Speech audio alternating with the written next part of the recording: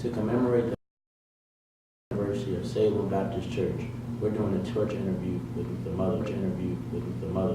Hello, Miss Tinsley. Hello, Miss Tinsley. Fine, thank you. Fine, thank you. Of our church, we wanted to do a little interview with you. Thank you. So I'm going to ask you a series of questions.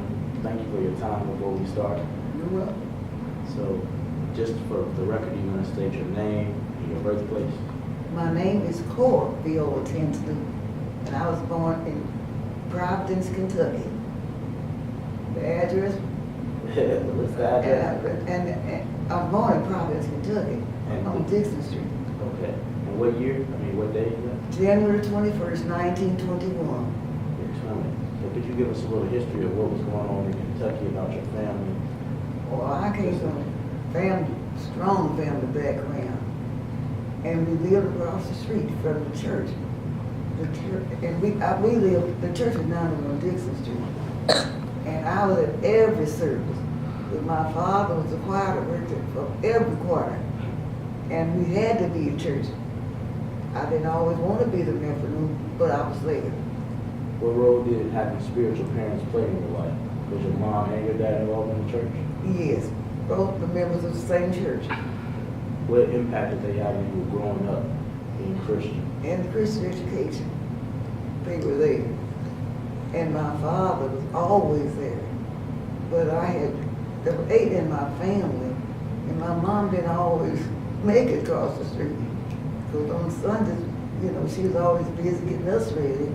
And then she had to fix dinner for everybody. And my grandfather lived with us. So she didn't always make it to morning service. But my dad was there. What was the community like back then? Very close community. Everybody looked after one another. And if you did anything wrong, the news beat you home. And many times, I didn't understand it. Because sometimes there was no telephone. I don't know how they got the news so fast. But they knew before you got home. And sometimes you got a whipping, and you did not get a whipping at school, because that meant 2. A whipping from school and a whipping you got home.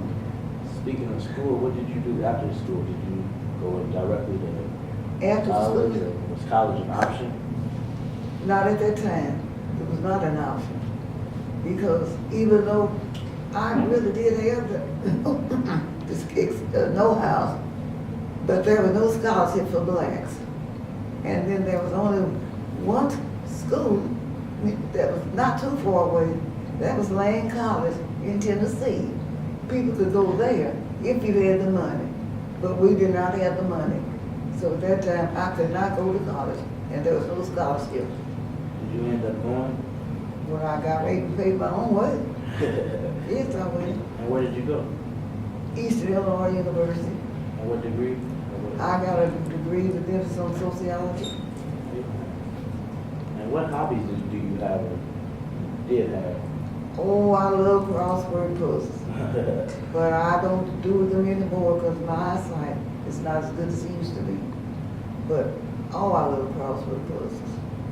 That's pretty good. Do you do anything now to keep yourself busy? No. I will watch a game show on television, and I will watch sports on television. What was your favorite sports team? Oh my gosh. It used to be baseball. Way back in the day when they didn't get traded so often. And I knew everybody on the good bench. But now they get traded so fast. I can't keep up with where they are, what they are. But I still love football and I love basketball. And baseball, not as much as I used to. Gotcha. Switching gears here, we want to focus a little bit on the church history. You've been in Salem a long time. Do you remember when you joined Salem? Tell me about Salem. I've been here a long time. I united with Salem May the 11th, 1941. And at that time, Reverend A.S. Webb was the pastor.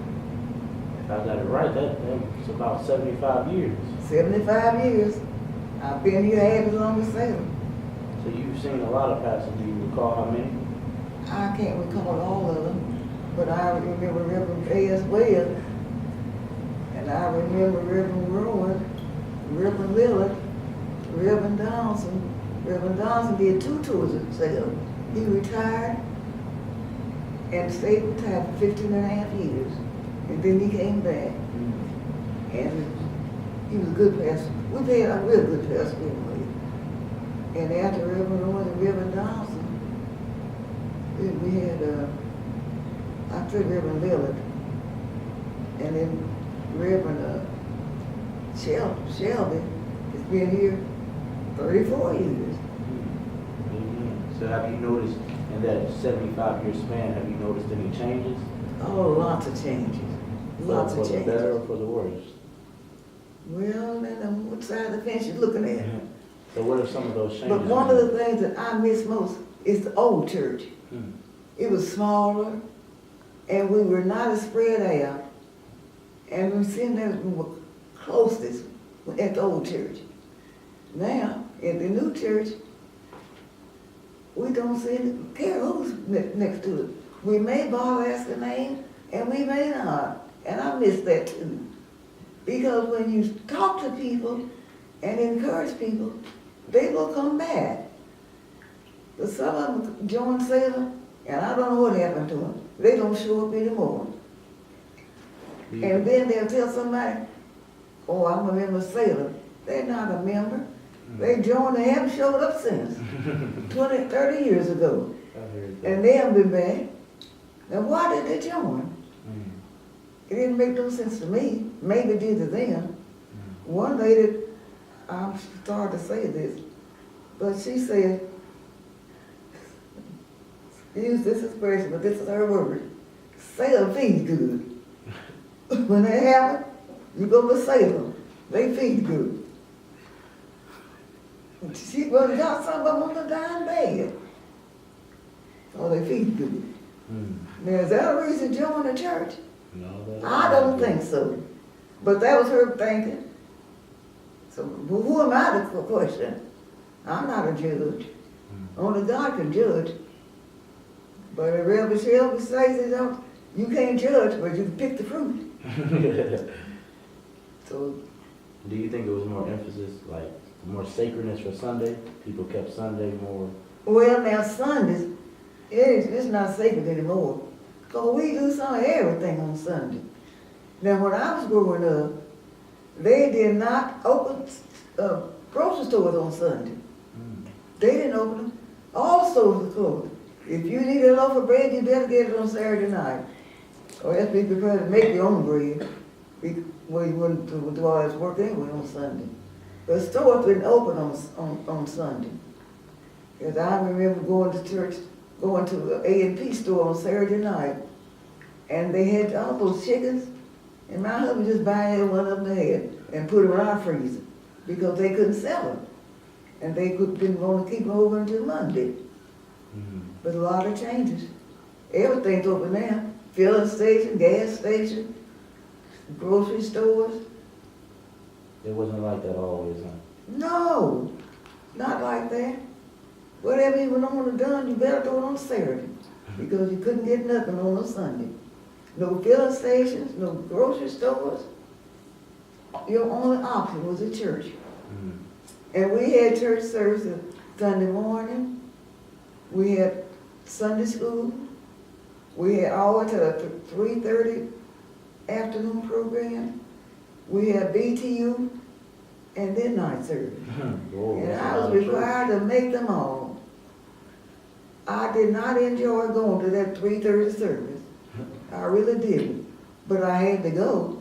So in that span, you heard a lot of sermons, a lot of I've preaching. had a lot of preaching. Do you recall some of your favorites or some that stick with you? I can remember the better ones. Yeah. Jesus Christ, the crucifixion, the resurrection of Jesus Christ. And we call it on Easter Sunday. We now call it Resurrection Sunday. But we used to have to go to church on Easter Sunday, and we all had a little Bible, those speeches to say. And we had to recite those speeches. We couldn't read them off no paper. We had to learn those speeches. These kids couldn't get up now and they call themselves reading, they stumbling through them. I don't mean no wrong for saying that, but what they say, the truth is a lie. The truth is a lie. The truth is a lie. The truth is a lie. The truth is a lie.